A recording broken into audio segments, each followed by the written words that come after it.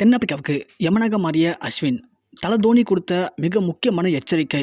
So இது மட்டும் நடந்துச்சு அப்படின்னா கண்டிப்பாக இந்தியா ஜெயிக்க முடியும், இல்லைனா இந்தியா இந்த சீரீஸில் தோற்றுருவாங்க அப்படிங்கிற மாதிரி ரோஹித் மீது ரொம்பவுமே காட்டமாக தல தோனி மிக முக்கியமான ஒரு பேட்டி ஒன்று கொடுத்துருக்காரு. இதுதான் இப்போது எல்லாருக்குமே பரபரப்பை ஏற்படுத்தியிருக்கு.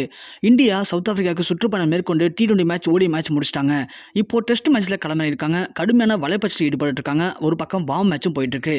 இந்த நிலைமையில் தல தோனி என்ன மாதிரியான பேட்டி கொடுத்துருக்காரு அப்படின்னு பார்த்தோம்னா, இந்தியாவுக்கும் சவுத் ஆஃப்ரிக்காவுக்கும் கண்டிப்பாக மிகப்பெரிய ஒரு போர் தான் நடக்க போகுது.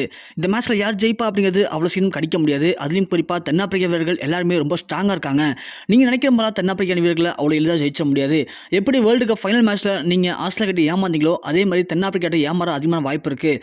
அதனால் முடிஞ்ச வரைக்கும் நீங்கள் கட்டாயம் ரொம்பவே கடுமையாக பயிற்சி எடுங்க. கடுமையாக மோதினா மட்டும் தான் தென்னாப்பிரிக்கா ஜெயிக்க முடியும். நீங்கள் ஆரம்பத்தில் தென்னாப்பிரிக்கா ஜெயிச்சலான ஒரு நம்பிக்கை இருந்தாலும் கூட கடைசி கட்ட வரைக்கும் தென்னாப்பிரிக்கா விடாமல் போராடி அவங்க ஜெயிக்க வாய்ப்பு இருக்குது. அதுலேயும் மிக முக்கியமாக நீங்கள் முடிஞ்ச வரைக்கும் டாஸை வின் பண்ணி நீங்கள் பிச்சர் சூழ்நிலை பொறுத்து என்ன சூஸ் பண்ணுறீங்களோ அதுதான் வெற்றிக்கு மிக முக்கியமான ஒரு படியாக இருக்கும்.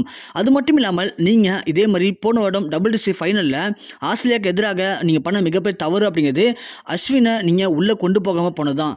அதே மாதிரி இந்த வருடம் ரோஹித் சர்மா ஏதாவது சதி திட்டம் தீட்டி ஏதோ ஒரு நோக்கத்துக்காக அஸ்வினை வெளிக்கொண்டு வந்தார் அப்படின்னா கண்டிப்பாக இந்தியா ஜெயிக்கிறதுக்கு 1% கூட வாய்ப்பு கிடையாது. இந்த மேட்ச்சில் கண்டிப்பாக அஸ்வின் உள்ளே இருந்தே தீரணும். அஸ்வின் இருந்தால் மட்டும்தான் இந்த மேட்ச்சை ஜெயிக்க முடியும். ஏன்னா அஸ்வினுக்கு ஃபாரின் கண்டிஷனில் ஸ்பின்னு செம்மையாக ஒர்க் அவுட் ஆகும். அவர் போடுற மேஜிக் பாலில் எல்லாருமே தடுமாறுவாங்க. அது மட்டும் இல்லாமல் அவருக்கு ஏகப்பட்ட எக்ஸ்பீரியன்ஸ் இருக்குது. அதனால் கண்டிப்பாக அந்த மிக முக்கியமான வீரர் அது இந்தியாவுடைய தங்கம் அது மட்டும் இந்தியாவுக்குள்ளே இருந்தால் மட்டும்தான் நீங்கள் ஜெயிக்க முடியும்.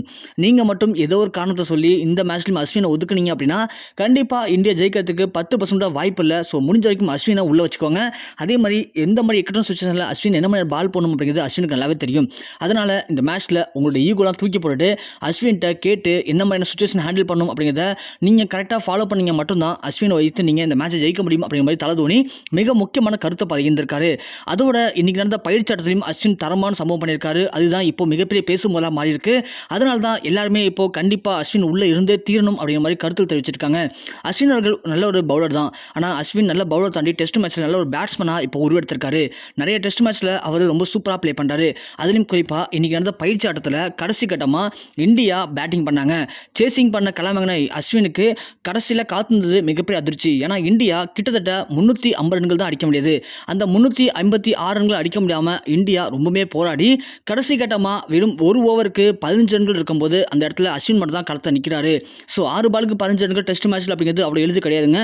அதுவும் குறிப்பாக சவுத் ஆஃப்ரிக்கா பிச்சில் போய் விளையாடும்போது அது மிகப்பெரிய கஷ்டமாக இருக்கும். அந்த டைமிங்கில் யாருமே யோசிக்காத வகையில் முதல்ல 3 பால் டாட் வச்சாலும் கூட அடுத்த 3 பாலும் 6 அடிச்சு அஸ்வின் அவர்கள் இன்னைக்கு நான் ஒரு பேட்ஸ்மேன் தான் அப்படிங்கிறது நிரூபித்து இந்தியாவுக்கு மிகப்பெரிய வெற்றி வாய்ப்பை தேடி கொடுத்துருக்காரு. அந்த கடைசி கட்டத்தில் எந்த ஒரு ப்ரெஷரும் இல்லாமல் கூல் அண்ட் காமாக அஸ்வின் அவர்கள் அடித்த அந்த 3 சிக்ஸுமே இன்னைக்கு வரலாற்றில் பொறிக்கப்பட்டிருக்கு. குறிப்பாக அஸ்வின் இந்த மேட்ச்சில் ஒரு 54 பால் பிடிச்சி 112 ரன்கள் அடிச்சிருக்காரு. அதோட இந்த மேட்ச்சில் 3 விக்கெட்டை எடுத்திருக்காரு, மிக முக்கியமான விக்கெட்டை. இப்படி அஸ்வின் பேட்டிங்லையும் பவுலிங்லையும் ரொம்பவே சூப்பராக ப்ளே பண்ணுறாரு. அதோட அவருக்கு எல்லா வித திறமையுமே இருக்குது. அதனால் முடிந்த வரைக்கும் அஸ்வினோட பேச்சை கேட்டு இந்த டெஸ்ட் மேட்ச் விளையாண்டிங்க அப்படின்னா கண்டிப்பாக இந்த மேட்சை ஜெயிக்க வாய்ப்பு இருக்கும். இல்லை அப்படின்னா தோல்வி அப்படிங்கிறது உறுதி அப்படிங்கிற மாதிரி ரொம்பவுமே காட்டமாக ரோஹித் சர்மா மேலே தல தோனி அவர்கள் மிக முக்கியமான குற்றச்சாட்டை பதிவு பண்ணியிருக்காரு. அதனால் ரோஹித் சர்மா என்ன மாதிரியான திட்டத்தை கையில் எடுக்க போகிறாரு, உண்மையாகவே அஸ்வினுக்கு உள்ள இடம் கொடுத்து அவருடைய அறிவுரை கேட்டு இந்த மேட்ச் விளையாண்டாங்க அப்படின்னா இந்தியா ஜெயிக்க வாய்ப்பு இருக்கும். இல்லைனா தல தோனி சொன்ன மாதிரி இந்த மேட்ச் நம்ம தோக்கத்துக்கு அதிகமான வாய்ப்பு இருக்கும். ஸோ நீங்கள் சொல்லுங்கள், அஸ்வின் இந்த மேட்ச்சுக்கு எவ்வளோ மிக முக்கியம் நீங்கள் நினைக்கிறீங்க? உங்களோட கருத்து என்ன அப்படிங்கிறத கீழே மறக்காமல் கமெண்ட் செக்ஷனில் பதிவு பண்ணுங்கள்.